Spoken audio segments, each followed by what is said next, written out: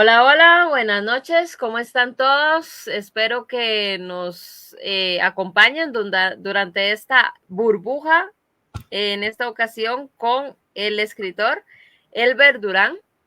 Don Elber acaba de publicar este libro que tengo por aquí,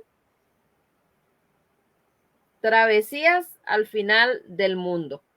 Y bueno, es una experiencia, una aventura que él hace por toda América Latina en su motocicleta, que ahora él nos va a contar un poquito de qué trata esta travesía y por qué le puso así de crónicas de viaje de un motociclista.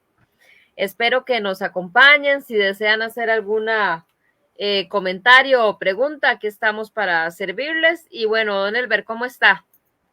Hola, ¿qué tal, Evelyn? Y un gusto saludar a todos y todas las que tengan la gentileza de conectarse ahora, más tarde o mañana o dentro de unos meses si esto queda grabado. Así que muy Exactamente. bien, un día creo que aquí como por San José las cosas deben estar nubladas y llenas de neblina, pero con mucha agua todavía. Perfecto. Don Elber, contanos un poco sobre este libro que acabamos de publicar con el sello de Club de Libros, obviamente con el primer libro que tenemos de Patacalientes, ¿verdad? Por ahí debe andar en algún lado colección Patacalientes. Cierto. Contanos un poco esa aventura y por qué nació, de qué trata, un poco qué se va a encontrar el lector en este nuevo libro. Bueno, lo primero que puedo decir es que me hizo mucha gracia y me encantó ese título o subtítulo de la colección que estaría comenzando, que es Patacaliente. Un término tan nuestro, tan mm, conocido, digamos, por tal vez las generaciones como la nuestra y para atrás. Las más recientes hay que enseñárselas. Pues bueno, la verdad es que este es como un proyecto que surge hace algunos años, producto de inquietudes personales, puesto que a mí siempre me ha gustado pues viajar y aventurar un poco.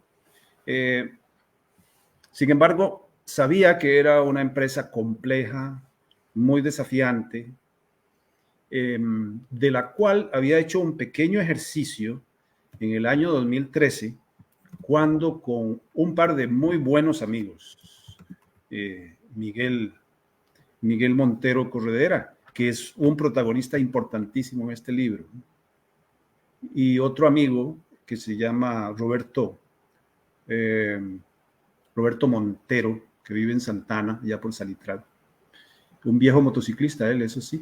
Pues nos fuimos a recorrer Nicaragua en la Semana Santa. Eh, Eso fue en el 2013. Antes de eso había hecho unas cuantas incursiones y recorridos por el país, eh, en una época muy remota, porque la verdad es que yo motociclista que diga yo, pues lo vine a hacer hasta hace unos 13 años en adelante. Lo fui como 2 años cuando tenía 19, 18. Así que hay un gran tramo de tiempo en el que no me monté en una moto. Un hermano mío es parte de la historia de cómo retomé. Por cierto, ve, Miguel es el que está ahí con la camisa y las mangas azules. Esa es precisamente una foto de un gran momento con un hermano del alma que se llama eh, re, uh, el compañero Rebagliati. Ahorita me acordaré el nombre, veo usted. Pero Alejandro Rebagliati, argentino, un compañero de estudios. Y él nos mostró con ese gusto, con ese placer y con ese enorme conocimiento lo que pudimos en un día de recorrido, con calma y tal, en Buenos Aires. Al fondo está la Casa Rosada. Ese fue un día muy lindo, de mucho sol. Esa es la Plaza de Mayo. Eh, que por cierto, son esos lugares en los que, y vos, Evelyn, lo sabes muy bien, y estoy seguro que mucha gente que comparte esta misma emoción, es que qué hermoso es encontrarse con lugares donde uno siente que tu historia de alguna forma también los ha incluido, por cultura, por apetito intelectual, por novelas, hasta por sueños. Y Sí. un poco explico por ahí en mis páginas bueno, Buenos Aires era una ciudad que yo soñaba con poder tocar alguna vez. Esta fue la primera. Tardé un poco en llegar, pero Yo creo que siempre se regresa a Buenos Aires, siempre se regresa, aunque sea en la imaginación. Y bueno, Así que, contanos cuál es la travesía exactamente, además de Buenos Aires, que hicieron ustedes como motociclistas. bueno, en la parte, a ver, esta es la parte, lo que llaman el retiro de la portada. Quisimos incluir un mapa de lo que se llama el camino de ida. Y me pareció, pues, muy útil que no más abrir la portada, ¡pac!, uno se encuentra con un mapa que ayuda enormemente a entender de qué se trató ese viaje, porque realmente después uno hace números y se las trae. ¿Eh? Y bueno, es más de medio continente americano, ¿verdad? Porque ahí en el mapa claramente es posible ver, bueno, Tilarán, donde me encuentro ahora, que fue el punto de salida mío personal, allá arriba. Un geógrafo amigo, Carlos Álvarez Morales, que trabaja en el ICE, me hizo estos mapas con el criterio de geógrafo profesional, pero simplificando las cosas, de tal manera que se puede enfocar el recorrido desde Tilarán hasta el Rosario Desamparados, la zona de Los Santos, cuando salimos del Parque Eólico Los Santos, y el recorrido hasta Tocumen, el aeropuerto de Panamá, porque después hubo que pegar un salto en avión y luego viene todo el recorrido por lo que yo llamaría una transversal continental desde Bogotá hasta Buenos Aires y después Buenos Aires, toda la cornisa atlántica hasta el fin del mundo, que es la preciosa ciudad de Ushuaia. Bueno, eso que has puesto ahí, esa foto, es de mi querida, hermosa moto, la Fénix, que por cierto está estacionada ahí en el garaje abajo, abrigadita y tal, porque yo la quiero mucho más desde ese viaje, porque no me falló una sola vez. Nos caímos 2 veces, creo, pero nos volvimos a levantar. Esa fotografía, esa desolación, ese es el desierto de Atacama. Ya para entonces veníamos de regreso, eso sería ya muy al norte de Santiago de Chile, casi llegando al límite norte del desierto de Atacama. Hay cosas que para uno son motivo de impacto, pero de desafío y además de placer el tratar de imaginarse qué hay en esa desolación. Sin embargo, después cuando uno se acerca o se desvía un poco y luego investiga, porque para escribir hay que investigar siempre, encuentra que hay mucha vida, es impresionante. Claro, donde hay un hilo de agua, hay vida siempre. Por eso hay que cuidar los bosques y el agua y los ríos y todo esto. Pero un desierto como ese te demuestra que tiene vida también y tiene su propia forma y naturaleza de funcionar. Por decir algo, mucho antes de llegar a ese punto en el recorrido de regreso, hubo que recorrer el desierto de Perú ya de sur a norte. La vez que lo cruzamos de norte a sur era un mar de arena gris, por ejemplo, donde nos sucedió uno de los primeros sucesos de carretera, que una moto se quedara varada, la de Miguel. Sí. Eso fue toda una experiencia. Bien, pero cuando venimos de regreso no reconocí el desierto. ¿Qué había pasado? Hubo un fenómeno meteorológico que afectó Ecuador y buena parte del norte de Perú en aquellos meses. Estamos hablando de marzo, enero, febrero, marzo, mayo. Como hacia principios de mayo, no, finales de abril del 2023, y llevó mucha humedad al desierto peruano. Pues entonces el desierto, que guarda millones de esporas, reverdece. Entonces, buena parte del desierto gris, desesperantemente solo y árido que vimos de ida, desapareció cuando veníamos de vuelta. Eran unos prados verdes, tal vez de un pasto muy livianito, etcétera, pero verde al fin, ¿verdad? Era una belleza, pero ahí estaba el desierto. Son esos fenómenos que la naturaleza nos presenta y nos pone a pensar. Así que muy, muy, muy bonita esa. Bueno, Bueno, ahí están los compañeros, ¿verdad? Esos son los 3 que iban en las 3 sí, motocicletas. sí, los que empezamos, siempre fuimos los 3, después José Carlos hizo un poco más plan de viaje propio, entonces se separó por largas jornadas. Como en la vida. Sí, la vida, cada uno se mueve muy, muy a su aire. Pero aquí estábamos empezando. Esta es una zona muy bonita de Colombia. Cuando íbamos al sur, me encantó porque es como andar aquí por la zona alta de Heredia o por mi zona, que es la zona de Acerría, Costa, Los Santos, más o menos. El verdor, el cielo, los colores, hasta la configuración de las casas, etcétera. Es otro de esos rasgos de identidad tan comunes que logramos tener con los colombianos. Lo que pasa es que en Colombia todo es como cosas de Costa Rica multiplicada por 100. El tamaño de las montañas, la extensión de los territorios, las dimensiones de los ríos.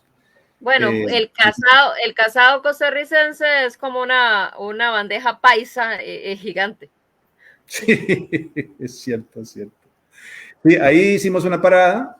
Creo que nos íbamos a poner un poquito la capa por si llovía. Está ahí adelante, está la moto mía, está José Carlos, está al centro, y Miguel, que creo que se está poniendo los pantalones de la capa, está al fondo. Así que esos eran los primeros días de por allá, de las dos últimas semanas de enero, tal vez por ahí.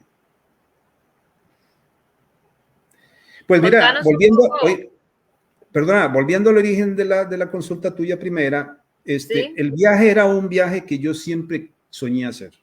Esa era la pregunta que te iba a hacer. ¿Por qué? Sí. ¿Por qué lo hicieron? ¿Qué fue esa locura?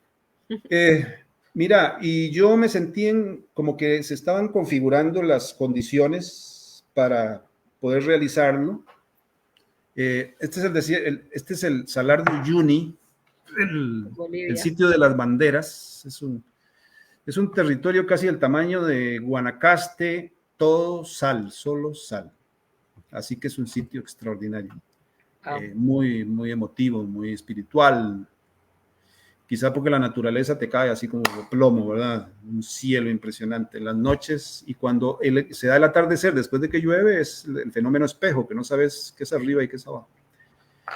Pues mira, un viaje como ese yo siempre lo había soñado, pero ya cuando me jubilé y empecé a configurar ciertas condiciones, dije, es posible, pero solo fue posible con la ayuda de mi familia, desde el punto de vista emocional, entusiasmo, apoyo, organización, acompañamiento y unos cuantos billetes, porque solo no salía, ¿verdad? Sí.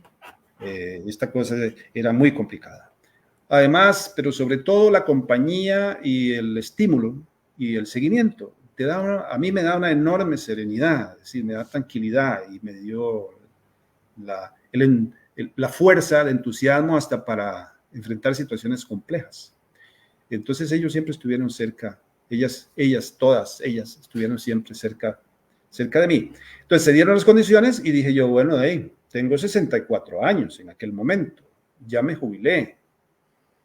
Si no lo hago ahora, tal vez no lo pueda hacer nunca. Ya era hora de hacerlo. Se dieron las condiciones y con el primero que hablé, unos 3 años antes, fue con mi primo Graving Hidalgo Mora, un primo hermano mío que vive en San Carlos, y me dijo, me apunto. Al final él no pudo porque tiene una empresa agrícola compleja y se complicó y finalmente no pudo, pero después con quien hablé fue con mi primo político, Miguel, que me dijo, de una vez, claro que sí, me apunto. Y más tarde, tal vez poco menos de un año antes de realizarlo, dije yo, bueno, aquí valdría la pena que fuéramos 3. Entonces, si está Miguel, estoy yo, y supe que José Carlos también tenía entusiasmo por andar en motocicleta, le hablé, se entusiasmó, me dijo, yo he pensado también en un viaje así alguna vez, pusimos fecha, Yo propuse un plan, después José Carlos propuso otro, que fue el que finalmente acomodamos y le dimos fuego. Yo salí de aquí el 10 de enero y llegué a San José y salimos ya formalmente desde el Parque Eólico Los Santos, de Coope Santos, cerca del Cerro de la Muerte, bueno, en la ruta de la Sierra, el 12 de enero. Y aquí, este es un lugar precioso. ¿Dónde es? Esto es este es un salar,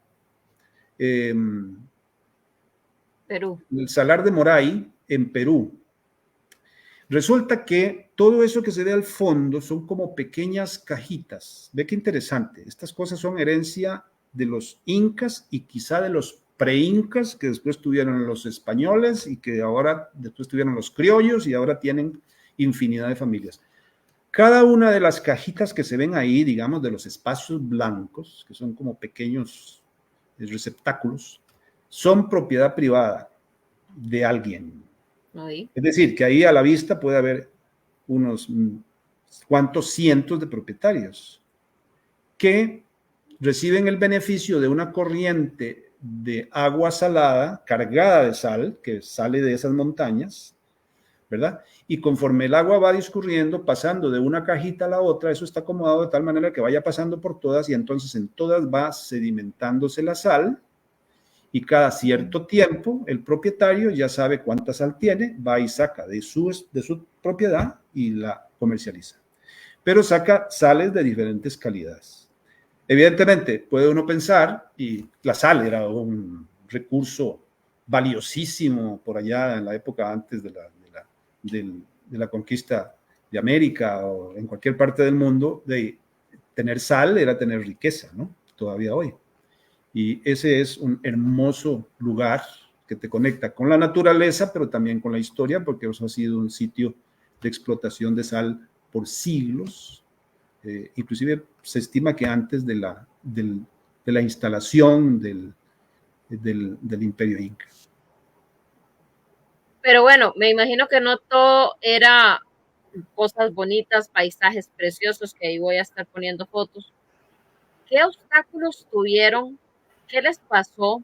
¿Qué aventuras narra este libro? Algunas, no todas, para que la gente que quiera Claro, el libro. para que me las lean y me compren el libro, pues si se los cuento, Exacto. ¿verdad?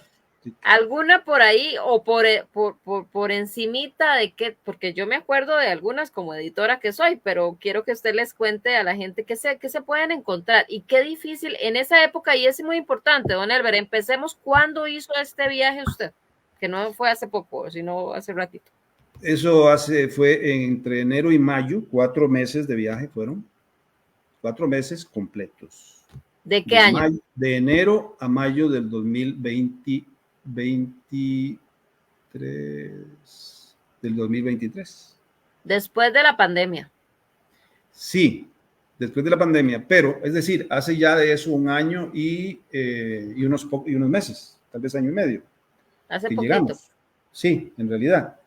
Pero a lo que voy yo es que de las cosas más dramáticas fue que finalmente Perú se nos convirtió en una trampa, en una ratonera.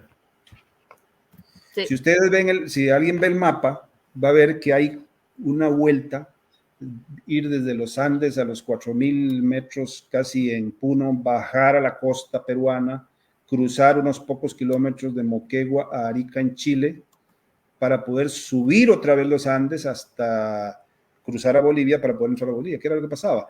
Que al momento en que estábamos intentando salir por Perú, de Perú a Bolivia, ya había 60 muertos producto de las protestas por la complejidad política en la que ha vivido Perú en los últimos años.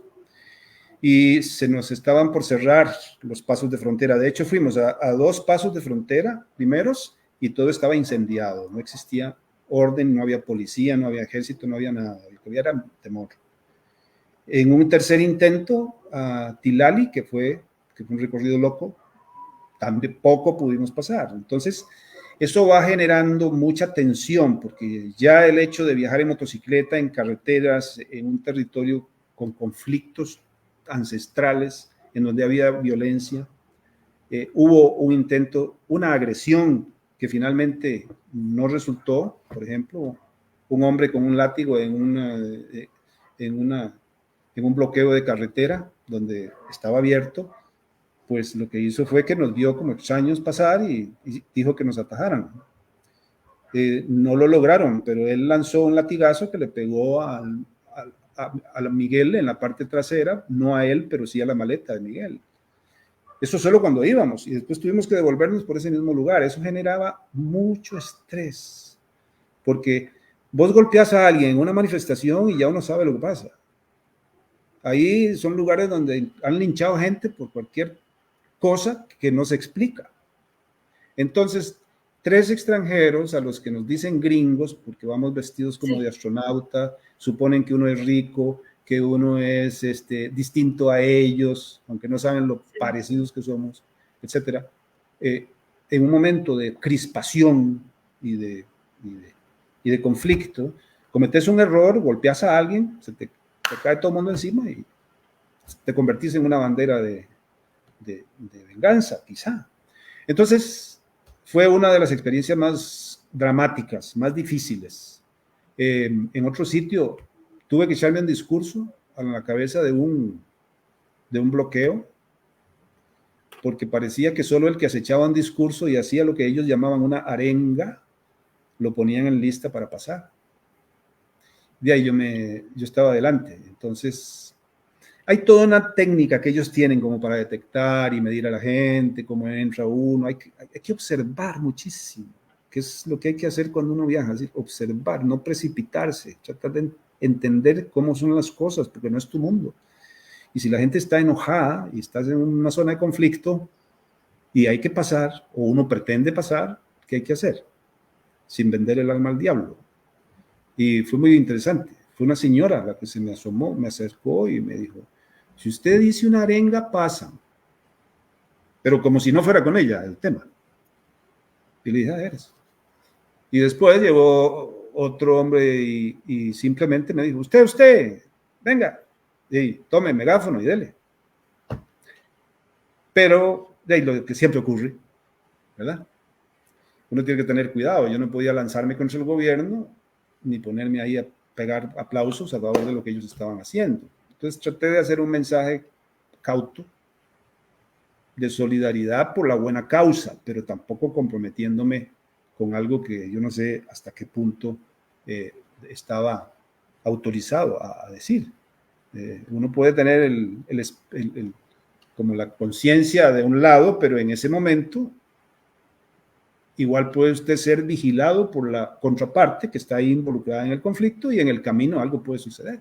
Está usted totalmente expuesto porque son cientos o miles de kilómetros.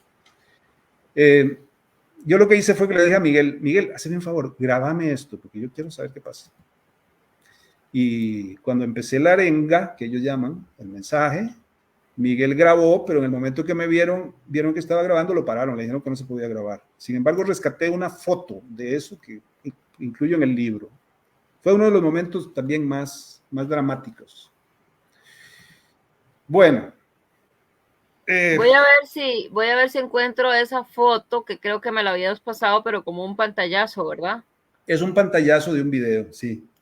Exacto, para que la gente vea que hasta eso tenemos ahí coordinado, pero bueno, esa fue una de las experiencias más impactantes, porque tenían que devolverse de todo lo que ustedes ya habían avanzado y no había marcha atrás, o sea, era lo que había que hacer, no podía uno poner a cambiar una política, a resolverle el problema a otros que ni siquiera a ustedes les tocaba.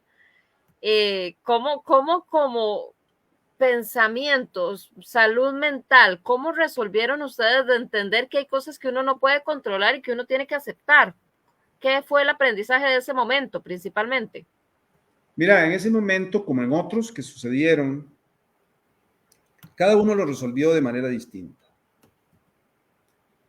Por lo menos quienes, digamos, siempre estuvimos muy vinculados, muy acompañados, fuimos Miguel y yo. Entonces, nos entendíamos más fácilmente en momentos, digamos, de crisis, de presión, porque hubo momentos en donde usted no tiene control y te presiona una circunstancia, entonces tenés que ser muy, ¿qué diría yo? Cauto, ecuánime, calculador, sosegado, tranquilo, no reactivo, porque usted no está usted incursionando en el mundo de ellos. No puede usted tratar de pasarles por encima o hacerse el interesante. Bueno, esta es la foto. Es esa, ¿verdad? Esa es la foto que sale del video. El hombre de gris que está ahí levantando la mano es el que le dice a Miguel, no grabar, no graben, no graben. Sí. Yo estaba con el megáfono en mano. Y como ves, ahí no son esas circunstancias, esos momentos, esas cosas en donde uno no entiende. No hay un líder claro. Claro que lo tienen, o una lideresa, pero yo no los puedo identificar. Hay que observar a todos y tratar de ver cómo comunicarse con ellos, cómo entenderse con ellos, cómo hacerse entender, etcétera. Entonces, resultado de ese discurso que di yo, bueno, finalmente, cuando dejaron pasar, nos dejaron pasar. Bueno, fue un logro, es decir, cumplimos el cometido. Nunca en mi vida me imaginé encontrarme en una situación como esa, pero me tocó, en el fondo lo disfruté también, debo decirte, porque dije yo, carajo, la aventura de veras que tiene lo suyo, ¿verdad? Porque esto es aventura. ¿Ah? Nadie nos dijo que medio país en el altiplano estaba paralizado y que estaban dándose de moquetazos y matando. Es que cuando ustedes planearon el viaje, no se sabía que ese tipo de situaciones se iban a dar porque no son cosas que se planean. Eso sucedió de un día al otro. Muchas veces este tipo de manifestaciones es porque no están de acuerdo con un gobierno y entonces ellos necesitan cambiar y evidenciar su malestar y esa es la forma en la cual ellos han resuelto y les han entendido. Cuando uno viaja, por ejemplo, a Perú, que son cosas tan extrañas para uno que todavía vivimos en una democracia un poquito, ¿verdad?, decente, en donde a mí me decían que cambiaban presidente cada 15 días, una cosa así, ¿verdad? Entonces para un tico es algo raro de entender y que no puede uno, y eso es lo que como seres humanos tenemos que aprender, no podemos planear el viaje, porque la vida no se planea. Creo que eso es uno de los aprendizajes, dígame usted. Totalmente. Algo digo yo en alguna parte del libro, uno traza un derrotero, pero uno no se obsesiona con que tiene que ser eso y solo eso. Tiene que saber otear, observar, ajustar, improvisar, prever hasta donde es posible, luego ajustarse si es que el objetivo de uno es salir adelante. Un ejemplo, este es un lugar increíble. Un ejemplo era con Miguel, antes de que voy a esta foto. Miguel llegó un momento en el que Miguel tiene una voz gorda, fuerte, así un poco impactante, y él es muy ingenieril, muy pum, directo a las cosas. Entonces en Bolivia y en Perú se exasperaba un poquito porque la gente no le prestaba atención. Le digo, Miguel, yo mismo, escuchándote a vos, hablándome a veces, me asusto. No, ¿cómo vas a entrar en fácil comunicación con estas personas, sobre todo los bolivianos que tienen una naturaleza muy particular? Digo, baja el tono, trata de hacer sentir que querés que te entiendan. Y yo creo que algo hizo y fue mejorando la cosa. Pero son cosas que hay que verlas y resolverlas en el momento, ¿verdad? Bien, si hay un lugar también con el que yo soñaba estar, porque había leído mucho de explorar. A mí me encanta la historia, yo soy muy en eso muy hispanista y me gusta la historia de la conquista, el descubrimiento, los exploradores. Creo que hay muchísimo de la historia nuestra común que nunca nos contaron y que nos han contado al revés. Entonces terminamos nosotros negando hasta nuestras propias raíces, lo cual me parece que es una crueldad y por eso andamos dando pies de palo con un problema de identidad. No, somos lo que somos, punto, y asumamos eso y tratemos de entenderlo lo mejor posible. Todo esto para decir que siempre soñé con estar donde estuvo Magallanes. Y ese es el paso del estrecho de Magallanes. Era un anhelo, y se me puso en el camino y para mí eso era de los lugares más significativos. Fabulé mucho y un poco en el libro también lo hago porque imaginaba cosas. Es imposible que uno no imagine cosas. Solo tiene el placer, el gusto de ver el lugar, la naturaleza, la geografía, que es tan maravillosa, sino que uno asocia con hechos que ahí acontecieron, ¿verdad? Figuras, personajes sobre los cuales uno supo que estuvieron ahí. Entonces ese fue el paso en la barcaza chilena. El Estrecho Magallanes es chileno, ¿verdad? De manera que hay que salir de Argentina, entrar a Chile, cruzar Magallanes y volver a salir de Chile para entrar a Argentina, ya en la gran isla de Tierra del Fuego. Ya cuando uno llegó, cuando pasa uno al Estrecho Magallanes, ya siente como que ya está más o menos cerca, ¿verdad? Y es impresionante el movimiento del mar, la fuerza del viento. Después me encontraría más adelante con una réplica de la nao Victoria con la que Magallanes cruzó. Y digo, diablos, ¿cómo estos majes se metieron en esa cajita y pasaron ese mar? Es más, venían desde la costa, desde España, llegaron y se animaron a meterse ahí. Hubo un capitán que se devolvió, no se animó. Bueno, la fuerza del mar, la fuerza del viento, y aunque es una distancia relativamente corta, el tramo más corto por donde pasa la barcaza chilena es de cerca de 4 kilómetros, por ahí, 4 a 6 kilómetros. Pero impresionante, realmente ahí iba yo. Mi moto casi se cae, quedó toda bañada con el oleaje, porque quedaba abajo. Es como el ferry de Tambor, el que está en Punta Arenas. Parecido, digamos. Pero ese está yendo y viniendo constantemente. Tiene que estar, llega, toca la punta para cargar y los motores tienen que sostenerlo pegado a la rampa, porque el agua lo socollonea, lo lleva y lo trae. Tarda en poder encajarse en la rampa porque el viento a veces se lo impide. Entonces, el Estrecho Magallanes es una maravilla.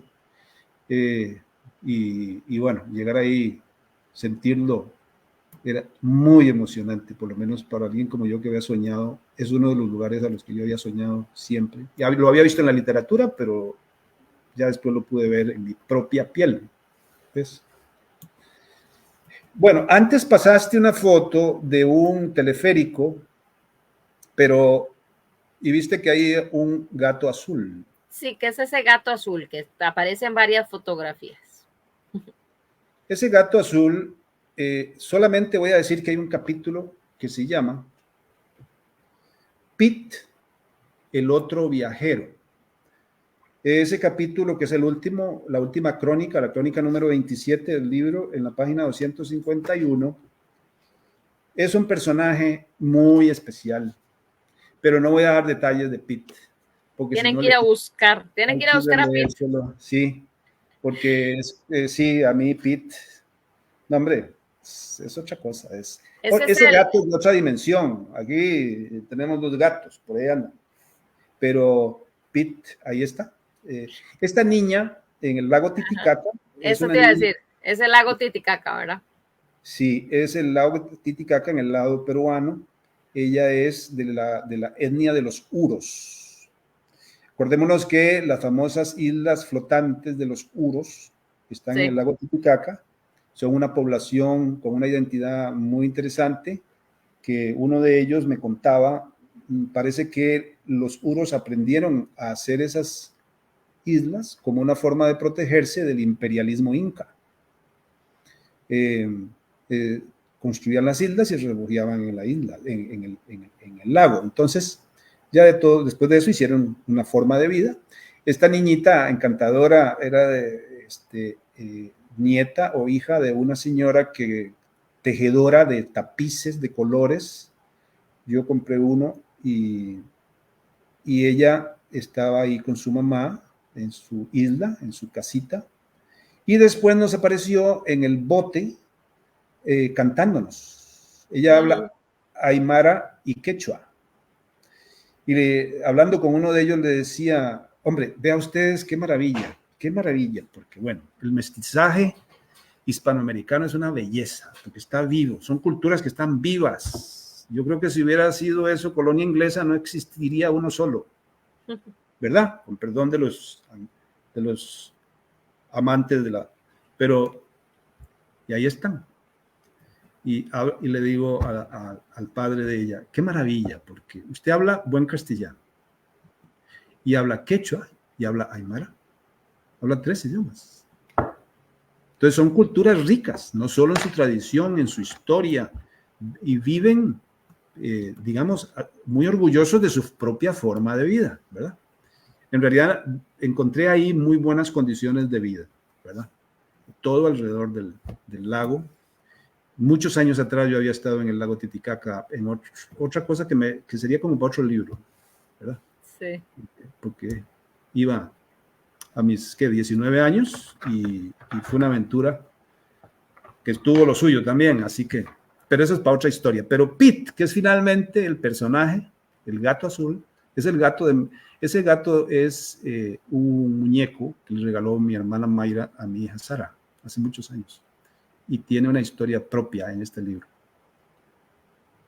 A mí me parece que como motociclista también llegas a un público que ahorita voy a poner por aquí con la imagen, que es interesante, que es el ansia de viajar, el nómada, el gitano, el viajero. El no solamente pasar por un lugar, tomarse la foto y estoy aquí y ya, sino el mezclarse entre la cultura. ¿Eso era lo que aspirabas también con este viaje, con esta travesía? Tienes que sí, porque no me gusta verme como turista. Me gusta involucrarme no es el término, sino empaparme en lo posible del sentir, el pensar, en la forma de hablar de la gente de esos lugares. Y lo hermoso de todo esto es que uno encuentra que es gente como nosotros, desde los aymaras y los quechuas y los uros, ¿verdad? Con sus particularidades, pero también muy semejante y con una gran capacidad de comunicarnos. Este era el taller de Manuel Rodríguez. Manuel Rodríguez es el que se ve a la izquierda. A la extrema derecha está Miguel.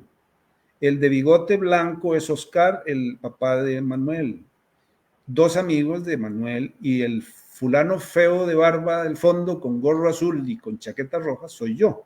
El autor. El autor del libro. Ok. El tema fue que la moto de Miguel fue un problemón. Sí. Hubo un momento en el que Miguel casi se devuelve en avión y la deja ya, la regala, la vende, lo que sé, porque nos ocurrieron muchas cosas. Pero yo le decía a Miguel, vamos a salir de esta. Esto se va a resolver. Todo va a estar bien. Todo va a estar bien. Estaba muy desanimado, algo cuento de eso, porque fueron varios sucesos. Inclusive después de este tuvimos uno siguiente. Y las cosas hicieron que, por ejemplo, hace 2 días Manuel, le escribo sobre el libro y feliz de la vida, es decir, va a tener, me voy a encargar de que le llegue a Río Grande, allá abajo, en el sur, el libro, y a Oscar, que quiso hacer un viaje parecido, pero no pudo por la pandemia. Es decir, hay gente que ya nos comunicamos, nos hablamos, y a mí me encanta. De pronto le digo, ¿y cómo está el clima aquí? Me dice, una nevada del carajo, aquí en Río Grande. Bien, Río Grande está más al sur que las Malvinas, ¿verdad? Entonces, con esa gente en ese taller pasamos varios días. ¿Qué les puedo decir? De ustedes se pueden imaginar. Un frío del carajo afuera, una hornilla, comíamos pan, choripán, cerveza y mucha conversación mientras tratábamos de resolver el problema de la moto de Miguel. Entonces, como que el problema se convirtió en una gran oportunidad de hacer amistades y compartir con personas. Como esa. Sí, esta es muy bonita porque resulta que allá está Miguel con el casco y enchaquetado, José Carlos al fondo, y esta es una familia muy joven de peruanos que en una ocasión que íbamos con rumbo hacia Cusco, en una zona de carretera que se podría parecer como subir de Turruares a hacia San José, hacia Puriscal. Vi a una moto que iba con el muchacho manejando, la muchacha atrás y el chiquillo adelante, casi encima de la manivela. Digo, carajo, bueno, aquí la gente anda así. Bueno, en Guanacaste no es muy distinto, aquí también anda, todo el mundo hecho una piña. Pero iban de viaje. Resulta que cuando íbamos llegando, poco antes de llegar a Cusco, veo que nos vuelven a alcanzar y la señora, la muchacha, me hace una señal, hola, tal y tal, y una foto. Claro, es muy lindo, es un elogio para uno. Y entonces pasamos a una estación y nos tomamos esa foto. Unos días después nos los encontramos en Sacsayhuamán. Venían a traer a su hijo, un pequeñín que está ahí, todo feliz, a que conociera, un paseo de familia, tenían un trabajo muy estresante, entonces fue muy lindo. Entonces, compartir con ellos ese ratito, pues humaniza, te hace sentir que en el mundo hay gente buena y vale la pena compartirlo, y hay que sacar el tiempo y estar con ellos y charlar lo posible. Y uno quisiera, pues, tardar más tiempo, pero bueno, por lo menos dedicamos un par de ratos con ellos y esa foto, pues, fue un testimonio que a mi juicio era lo mínimo que uno podía hacer. Son de esas cosas.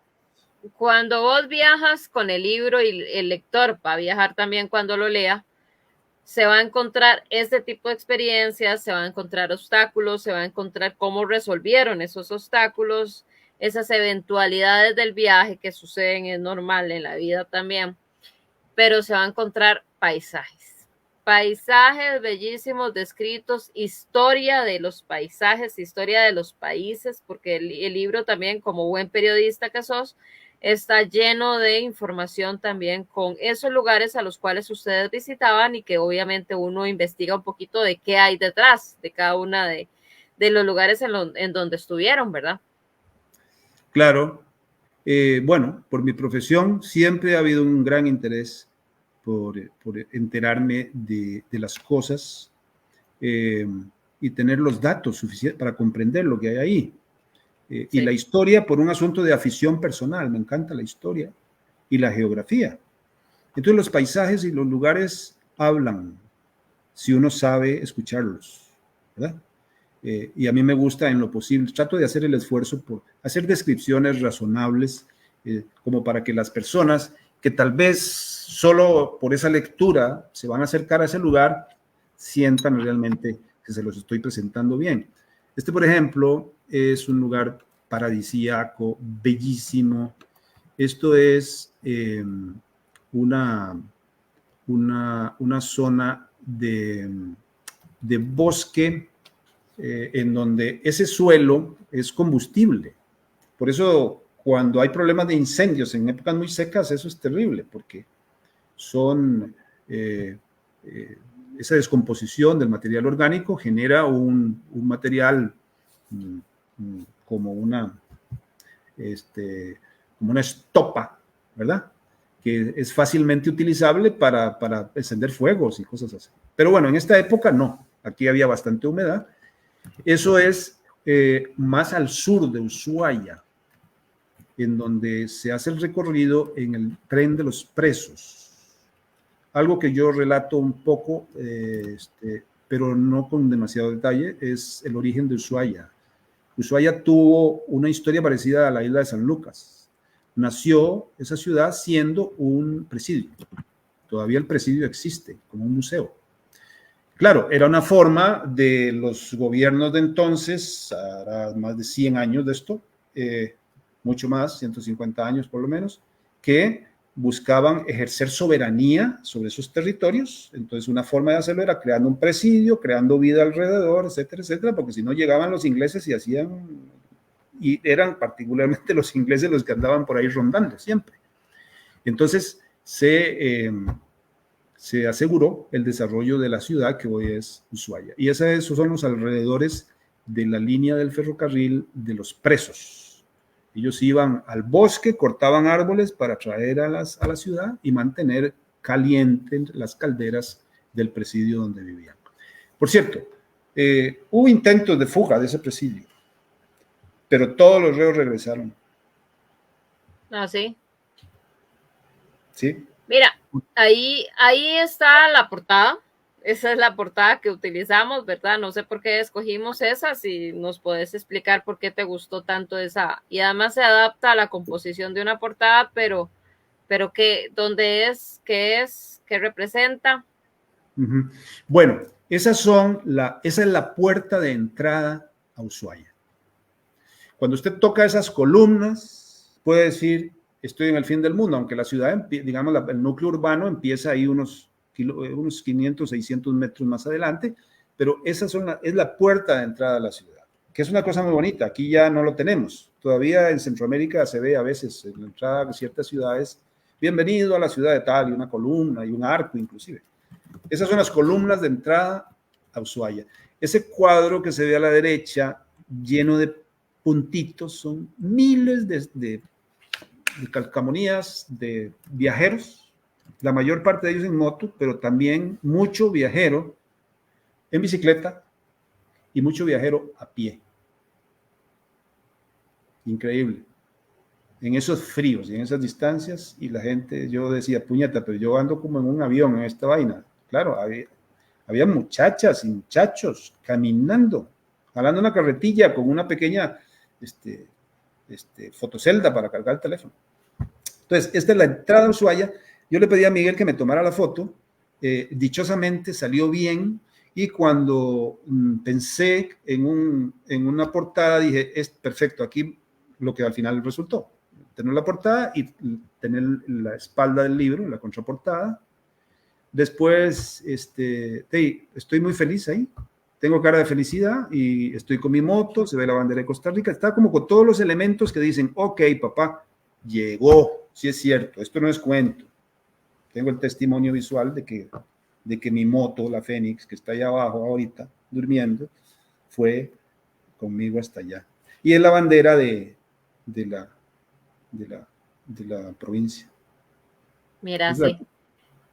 sí, es la puerta. Al fondo se ven los Andes Nevados, ya ese fondo final es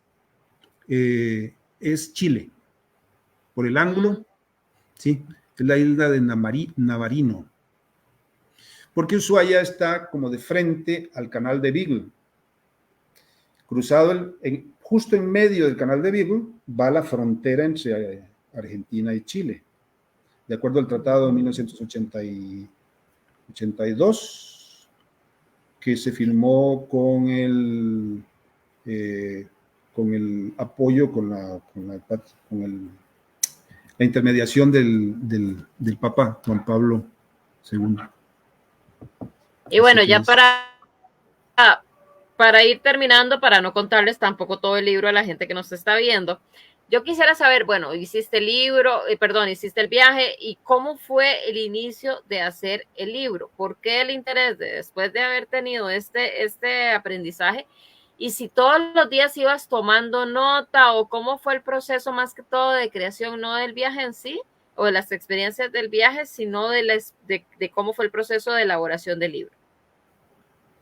Bien, varios compañeros míos, porque hay algo en el fondo de todo esto que no ha dicho, y es que en el año 85 yo fui becado para estudiar en la Universidad de Navarra, en España, y ahí fui uno de 25 latinoamericanos que asistimos a un programa que nos abrió los ojos al mundo, a la cultura, a la literatura, al arte, etcétera, etcétera.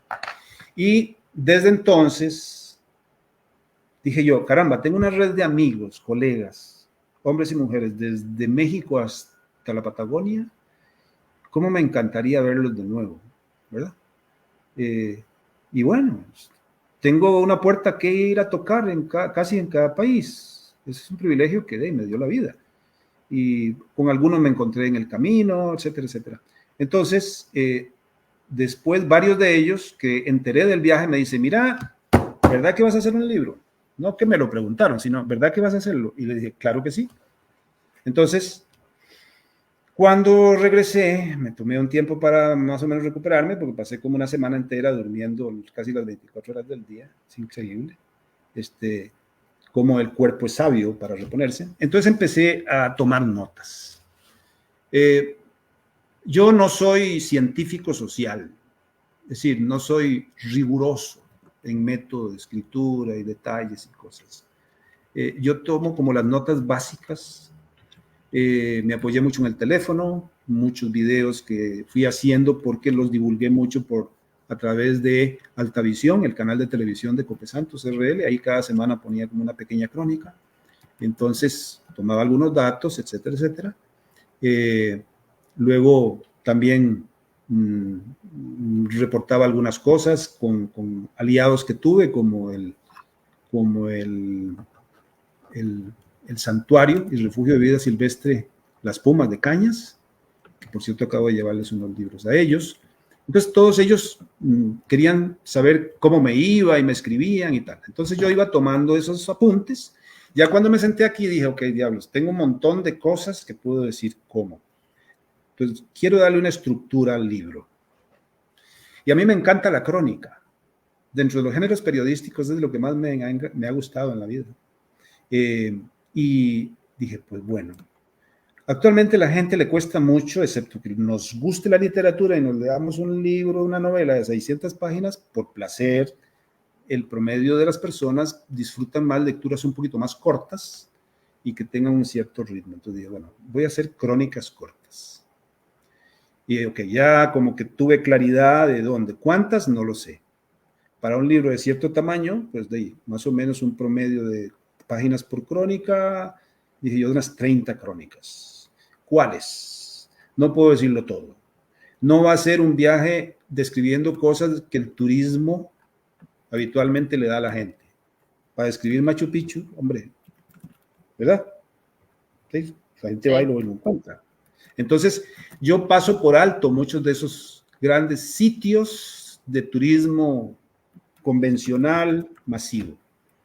Entonces traté de poner cosas más dentro del ámbito de lo personal, de lo que realmente a mí me significó. No obstante, estas 27 crónicas pueden ser la mitad porque si yo me sentara en plan de escribir otras, me salen otras 27 de cosas que no están en el libro, ¿verdad? E igualmente puedo asegurar que tiene cosas muy interesantes. Pues le di estructura, definí el tamaño de las crónicas y le puse a caminar. Escribía una crónica a la vez, tratando de mantener un cierto orden, y al final le di cuerpo y después pregunté a un amigo, Juan Ramón Rojas, mira, ¿qué puedo hacer? Y me acordé, hablando, me mencionó tu nombre y dije, mira, yo hace años que había hablado con Evelyn, sí es cierto. Y fue cuando empezamos ya a trabajar esto, que en realidad se fue muy, muy ágil, ¿verdad? Y de ahí ahora tengo la satisfacción de que ya está en mis manos, ya está en manos de amigos, va a estar en manos de más personas y van unos para Panamá, otros van para Estados Unidos, y bueno, a Argentina, etcétera, etcétera. Así que ahí va. Bueno, fíjate que esa foto es muy linda porque esa foto nos la tomó el hijo de la señora que nos alquiló el apartamento en Ushuaia. A partir del momento que nos tomó la foto, nos pusimos los cascos y empezamos el regreso. Ese día. Ves que muy simbólica también. Entonces, vean, para la gente que no tienen el libro todavía en las manos, aquí está, y hay fotografías también dentro del libro. Algunas de esas que hemos estado mostrando están, no todas, porque no pudimos meterlas todas, eran demasiadas. El libro ya estaba bastante gordo y además la idea es que también la gente se imagine sus propias imágenes, ¿verdad? Es muy interesante que cada uno viva su propia travesía. Aquí hay libro, el libro incluye fotografías, incluye la travesía que hizo Don Elber, porque hay algunas personas que nos han dicho que hasta quieren hacer la misma travesía que hiciste, ¿verdad? Sí, ya uno, sí, varios han hablado, uno ya la intentó hacer. La intentaron. No la concluyó. Es difícil, es una locura, es una serie de elementos que se dan para que funcione o no funcione. ¿Lo recomiendas? ¿Qué tiene que hacer la gente para que lo haga? ¿Qué consejos hay? Mira, primera cosa, a veces creen que solo los grandes que tienen esas motos así que parecen un mueble con ruedas, ¿verdad? O grandotas y tal, son los que hacen estos viajes. No. No. cualquier persona con cualquier motocicleta. Tan es así que ahí una de las fotos es un amigo, un argentino, que va en una moto con 85 centímetros cúbicos. Es una cosita así chiquitita, tal. Y tiene, eso sí, tiene 4 años de andar viajando desde Ushuaia y va para Alaska. Luego, por ejemplo, me encontré allá cerca del Estrecho de Magallanes a un venezolano que iba en una moto 125. Lo hacía el viento para allá y para acá como un papalote, pero iba y fue y volvió, ¿verdad? Bueno, estos eran los atardeceres en el Salar de Uyuni que yo les decía. Una vez que llueve un poquito, la sal convierte el suelo en un espejo y esos son lo que se ven los puntitos allá, son pequeños grupos de visitantes que hay allá. Ese fue Sí. el recorrido. Ahí por cierto, que ahí andábamos con 3 sancarleños que nos encontramos en Uyuni. Ayer me escribió uno de ellos. Esperamos vernos pronto. También quiere el libro. Y el libro, ¿Ah? exacto. Y Sí, sí, llevarle sí. el libro. Claro que sí. De manera que esas son de esos momentos extraordinarios. Ese era un lugar que yo soñaba con conocer porque es exótico, es totalmente otra cosa, ¿no? Es un mundo de Otro sal, mundo. es otro Pero hay mundo. que ir eso es importante decirle a la gente, que hay que ir en enero, febrero, marzo, creo que es máximo abril, que es donde se da lo del asunto del espejo, que no es todo el año que se da este tipo de espejos siempre, ¿verdad? Sí, porque si el suelo está seco, no hay reflejo, ¿verdad? Sí. No hay reflejo. Se Sí. necesita que haya Se genera con lluvia. con lluvia, porque aunque hay unos mantos de agua ahí, porque hay ríos subterráneos en eso, no se logra ese efecto. Entonces, sí, hay que considerar uno disposición de tiempo, recursos, porque realmente cuesta. Sí. Después, Llevar café, porque te llevabas el café. bueno, mi amiga Gabriela Chavarría Morales del restaurante Los Antojos de mi abuelo en Tarbaca, donde se puede conseguir el libro y además recibe muy buen trato y se come muy rico, patrocinó el café. me dio 92 paquetitos de café de la zona nuestra, de la zona de Alta, de la zona de Acerrí, Acosta y Los Santos, Desamparados, que lo que pedía yo era una taza de agua caliente y yo chorreaba mi café, porque les voy a decir, para los que amamos el café, cuando llega usted a un lugar y el café es imbebible, con todo respeto, buena intención, pero imposible. Ese café para mí era como conectarme con, no sé, un abrazo con mi madre, es decir, en aquella soledad, en aquel frío, ese café era una maravilla. Este es uno de los meandros del río de la Plata, en Uruguay. Eso está cerca de Montevideo, es una de las entradas del río, cerca de Montevideo, donde nos quedamos, donde un amigo de José Carlos, antes de viajar a Colonia Sacramento, que es donde uno pega el salto en el ferry a Buenos Aires. Pero eso es parte del río La Plata, de La Plata Y en Montevideo. esto me recuerda a algo que me parece importante decírselo a la gente también. Hay que, en un viaje como estos, en una travesía como estas, una de los ingredientes que necesitamos para hacerla es la paciencia. Pero creo que es una paciencia porque yo me acuerdo cuando yo viajaba por estos lados, no en motocicleta, había que hacer unas filas en la emigración de país a país y más con las situaciones que te pasaron a vos. Pero yo decía, a mí me encantaría andar de mochilera, era de esas épocas en donde tenía más energía que ahora y yo decía, ay no, esperarme las filas de las migraciones, ¿cómo hacías de cambio de país a país y además agregándole que había que llevar a la moto, que no es algo como la mochila que uno se pone en la espalda y pasa? Vieras que, francamente, casi que ninguna frontera fue complicada. Tal vez la más complicada fue la nuestra, Panamá, con Panamá. Las demás Sí, fluyeron. En Chile, pasando de Chile a Perú, el problema de los migrantes, debo decir que yo escribí un poema porque los migrantes a mí me conmovieron el alma, todavía hoy cuando los veo. Y me hizo recordar Sí. un viaje anterior en donde la migración era distinta, donde todos iban para Venezuela. Entonces Sí. uno ve eso y tiene que reflexionar ante eso. Es decir, eso es una cosa. Lo otro es que, por dicha, los pasos de frontera, como mencionaste, no fueron tan complicados. Pero algo que no quiero que se me pase es con respecto a la familia peruana que vimos en una foto anterior, la que en Cusco nos alcanzó y tal. Vean, qué divertido. Fue muy lindo. Porque cuando estacionamos las motos para que ellos llegaran para que nos tomáramos la foto que nos pedía la muchacha, la cara que puso cuando nos quitamos el casco, ¿Por qué? porque lo que dijo que fue, yo creí que eran jóvenes. Es decir, claro, le digo, no, tienes razón usted en sorprenderse. Me dice, pero ¿cuántos años tienen? Pero así como con temor. A los Le digo, bueno, viejitos. déjeme decirle que yo soy el más joven de los tres.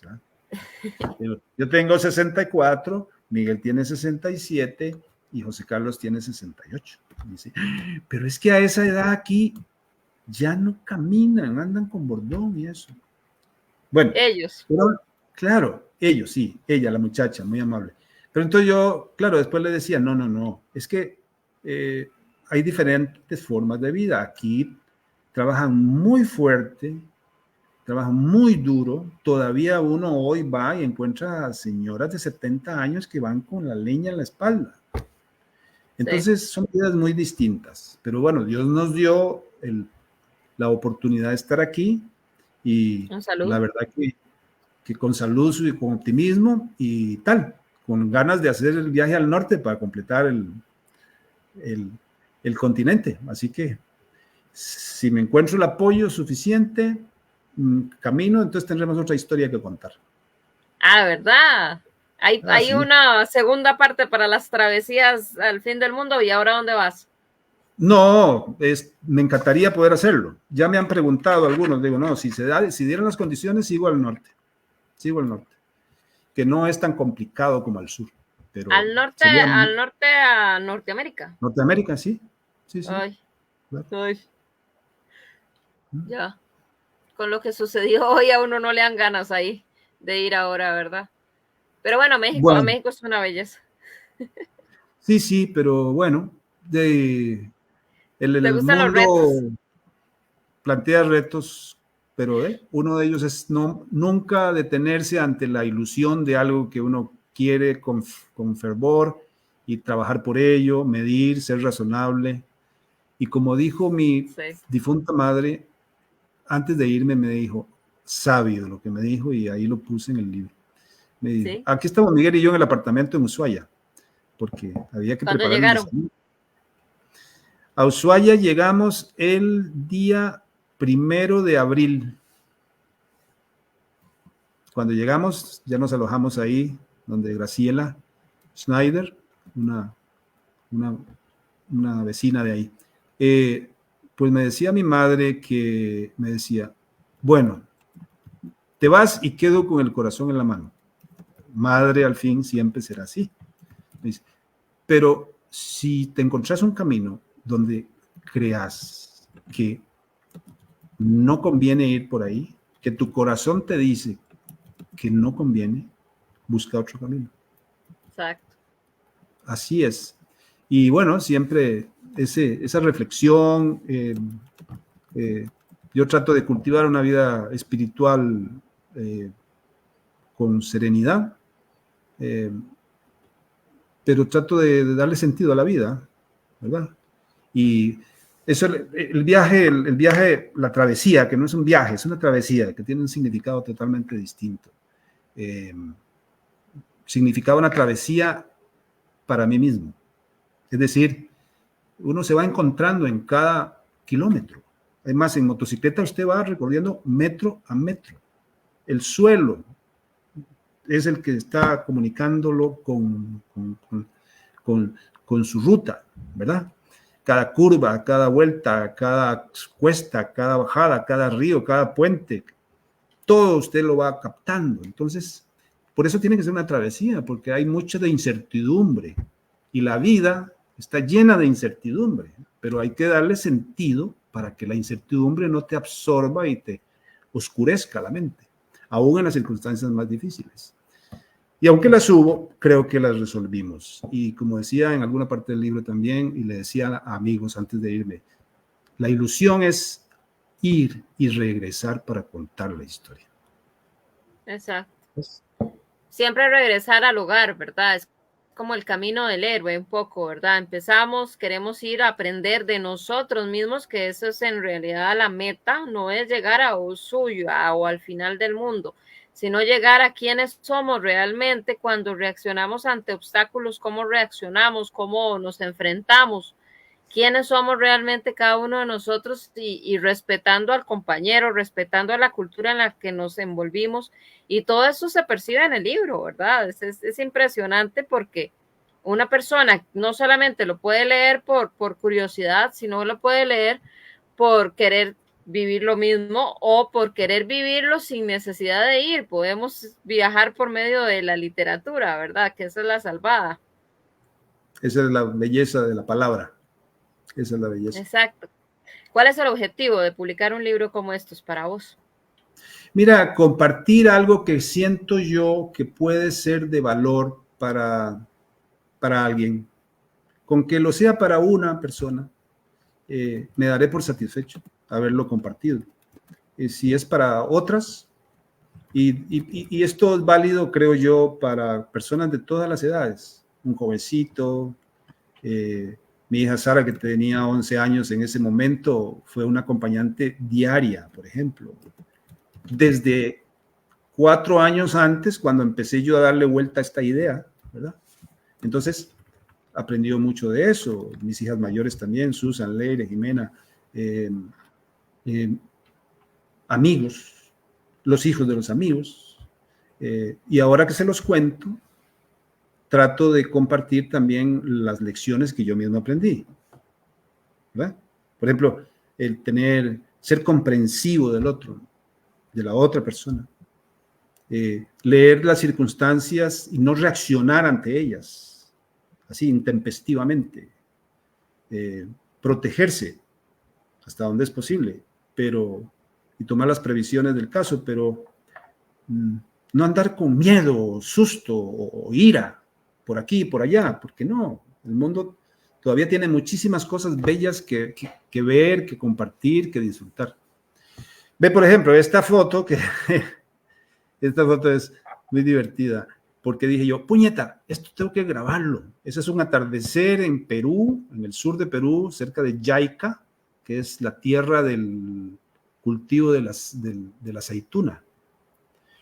Pero el viento ahí arrastra la arena del desierto y la mete en la carretera. Entonces aquellos tractores le daban y le daban y le daban. Y bueno, después se abrió un espacio y cuando iba como por donde estaba aquel tractor adelante, me caí. Fue una de mis caídas. Cosa leve, no pasó nada. Se me rompió un foquito que todavía anda roto por ahí. Pero de ahí, por lo menos registré el lugar donde me caí. Y una cosa divertidísima, llegué después al pueblo, Yaica, y me estacioné para esperar a que llegaran Miguel y José Carlos, que venían atrás, y mientras, pues, hice trato, pues, me comuniqué con unas muchachas de un puesto de venta de aceitunas. Ya les conté que me había caído, y de pronto llega una de ellas y me dice, mire, este es usted, y me enseña el teléfono. Le digo, mira, sí, por ahí anda la foto. En la red local habían publicado una foto de mi caída, donde me están levantando unos conductores, ayudándome a levantar la moto y quejándose ante el gobierno de que dan muy mal mantenimiento a ese tramo de la carretera porque siempre está lleno de arena y entonces suelen caerse los motociclistas y salirse de vía los carros. Entonces dije yo, bueno, los medios de comunicación volando, ¿no? Pero el individuo era yo. Veos. Eso. Bueno, y es toda una travesía, me parece importantísimo que la gente sepa y conozca este libro que acabamos de publicar con Club de Libros, que tiene como 15 días, ¿verdad? De estar ya Sí. haberse publicado. Ujú. Ya está en las Así. manos de muchos lectores, ya hay Qué gente bueno. que lo está leyendo. La idea es que más gente lo pueda leer, de encontrar. Contanos un poco dónde está ahí la lista de que tenés, de dónde la gente lo puede conseguir, mientras yo voy escribiendo aquí por lo menos el teléfono del Club de Libros, que obviamente nosotros también lo podemos entregar, pero dos, Claro. contanos algunos otros más. Bueno, en Guanacaste hay 2 lugares. En Liberia está la agencia Motomarcas, es una agencia y taller de motos, Motomarcas. Ahí es donde trabaja Alex Miranda, es un joven mecánico, el chino, le llaman, que fue el que mucho antes me preparó la moto y no me falló en nada, pero en nada. Cosa que yo le agradezco siempre y a la calidad de mi moto, pero también al trabajo del mecánico. Motomarcas en Liberia, también en el santuario y refugio de vida silvestre Las Pumas, en Cañas, ahí al lado de la Hacienda La Pacífica, que hemos sido muy amigos desde siempre. En San José, en Club de Libros, con Evelyn Ugalde, que la veo ahí en la pantalla, ¿verdad? Y también en el restaurante Los Antojos de mi Abuelo en Tarbaca, de Acerrí. Esa es parte de mi tierra natal. En Heredia está en la veterinaria Montevilla. Y vamos a ver dónde más. Bueno, y aquí en Tilarán, en Tilacentro Comercial, que es una librería y almacén de productos diversos. Y también, bueno, si me ubican a mí, pues también yo, si estoy cerca, ya mandé uno a un amigo en Alonso Arguedas a Pérez Celedón, otro amigo Alex en Pocosí. Estamos mandando con Adriana Víquez, que me ayuda en Heredia para distribuirlo, otro a Puriscal. Y bueno, aquellos que nos lo compran también pagan el costo de envío y se lo enviamos por correo de Costa Rica, digamos. Así que ahí vamos a tratar de anunciar si tenemos otro conjunto de librerías donde posiblemente va a estar, pero posteriormente. No hay prisa con eso. ¿Ves? Así que...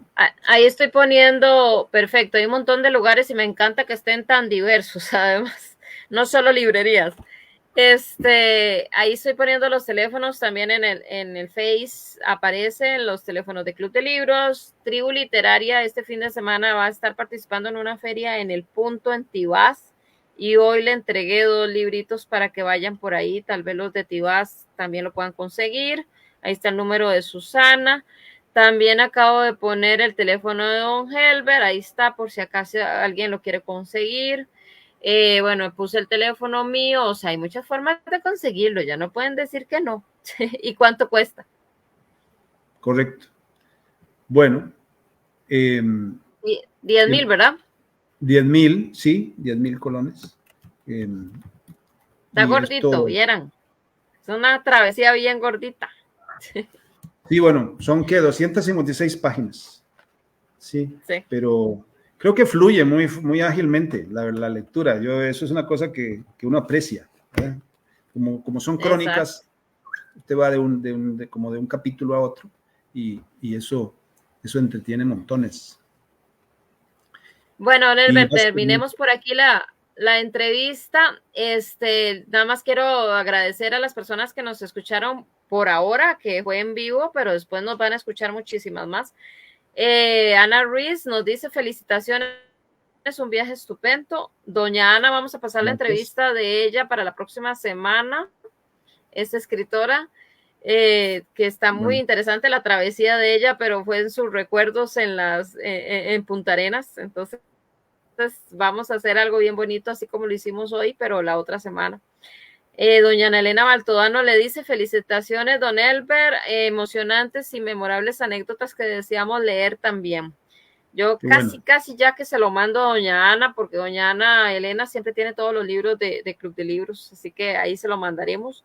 Susana Ramírez, que es la que les mencionaba de Tribu, dice muchos éxitos y felicitaciones con este bello libro lleno de tantas experiencias tan maravillosas. Igual María Ulate, excelente, don Elber, que haya recogido tantas e importantes experiencias en este libro. Yo deseo leerlo ya. Tía, esa es tía mía, así que se lo voy a mandar el fin de semana, que voy para Qué San bueno. Joaquín. Así. Le voy a cumplir su sueño, doña María Ulate. Natalia Calvo, una gran escritora también de Club de Libros. Muchas felicidades, compañero, por tu libro. Bendiciones. Y Irene Sandoval, también escritora de Club de Libros. Muchas felicidades, don Elber, por tu libro. Seguramente estará lleno de historias y anécdotas maravillosas. Irene es periodista. Y es que es otra de las facetas que, bueno, que muchos de nosotros recordamos a don Elber cuando estaba en Canal 7. Me imagino que la gente lo recordará por ahí. Y ahora en su nueva faceta como escritor, que esperamos tener otras aventuras por ahí y travesías distintas también que viva y que nos cuente y que nos narre en la literatura. Sí, bueno, haremos, creo que estoy trabajando en un par de travesías literarias que ojalá podamos compartir. Y bueno, voy a poner por aquí nuevamente entonces el teléfono del Club de Libros para que nos contacten, nos pidan las personas que nos escuchen ahora o después el libro y van a ver que van a disfrutar muchísimo. Un último mensaje de don Herbert y generalmente como esto nació en pandemia, nos gusta como terminar con un aprendizaje de qué aprendimos en estos 4 años que llevamos ya hablando sobre este tipo de entrevistas, conociendo a los escritores. ¿Qué aprendizaje tuvo usted en la elaboración del libro y qué desearía que la gente también aprendiera de la vida como viaje? Bueno, hay un texto que yo menciono sobre el sentido de la vida, que es una travesía infinita, precisamente porque el concepto de travesía me encanta. Es algo que uno traza una ruta, quiere llegar a un destino y más o menos se echa en el baúl, en el maletín de las cosas, lo que cree uno que va a necesitar y empieza a caminar y va en busca de ese objetivo. Pero hay muchas otras cosas que uno no gobierna, que solo Dios sabe que serán, y tal vez ni Él lo sabe, simplemente que nos sorprenden y cómo desarrollamos capacidad para sobreponernos a la dificultad, para disfrutar de las maravillas que se nos presentan y también para hacer de ello memoria que podamos compartir con los demás. Es parte del espíritu con el que yo quise escribir lo que sería mi segundo libro, porque uno primero lo hice dentro del ICE, pero era más institucional y este es realmente el primero personal que comparto con el público. Luego me ha sorprendido muy positivamente cómo, producto de la pandemia que todos sufrimos y muchos perdimos personas encantadoras y muchas familias todavía no se recuperan de eso, pues descubrimos nuevos medios de comunicarnos. Sin embargo, soy de los que le rinden culto al libro material, al libro Sí, sí. físico, a esto que uno huele, que uno toca, que uno duerme con él o lo aplasta o lo lleva, lo trae. En realidad el libro es un amigo que anda con uno siempre. Sí. Y sentir que uno aporta, por lo menos uno en este momento, siento que realmente me sumo a la voz universal de la palabra. A pesar de que escribí muchos años en periódicos, hice mucha radio, hice mucha televisión, pero en el fondo siempre estuvo el anhelo de poder escribir. Cuando me he encontrado en algunos ensayos o en algunos relatos, personas a quienes yo tuve cerca como profesores en algún momento de mi formación, tanto en el colegio, en el Vargas Calvo en San Pedro, como en la Universidad de Costa Rica, y yo decía, les admiraba, veía que habían publicado sus poemarios, Julieta Dobles, por ejemplo, profesora en el Vargas Calvo en esa época. Y después en la Universidad de Costa Rica, Carmen Naranjo, alguien con quien estuve muy cerca, don Alberto Cañas, Guido Sáenz, el mismo Alfonso Chase, a quien me encontré un día ya por Escazú, etc. Mi admiración siempre a ellos, porque lograban construir con palabras una magia de relatos, de cuentos, de historias, de anécdotas, de pensamientos, que uno viniendo de periodismo pues está atado a la verificación, a los datos, a los hechos, a la transcripción, a la estructura, ¿verdad?, formal de la comunicación periodística, que forma, ayuda, montones, claro que sí, pero siempre hay un anhelo, por lo menos en mi caso, de ir un poquito más allá.